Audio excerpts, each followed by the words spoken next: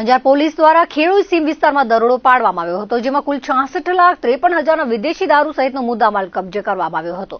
Board range IG તેમજ પૂર્વ Kutch police અધિક્ષકની સૂચનાથી Anjar પોલીસની ટીમ પેટ્રોલિંગમાં હતી. તે દરમિયાન મળેલી બાતમીને આધારે ખેડૂત સીમ વિસ્તારમાં આવેલ ખંભરા ચંદિયા રોડ પર કાર્યવાહી કરવામાં આવી હતી. દરમિયાન કુલદીપસિંહ જાડેજાની ઓમ ફાર્મ વાડીએ ટ્રેલરમાં ભારતીય બનાવટનો વિદેશી દારૂનો જથ્થો તેના સાગીરતો સાથે મંગાવી ઉતારાયો હતો.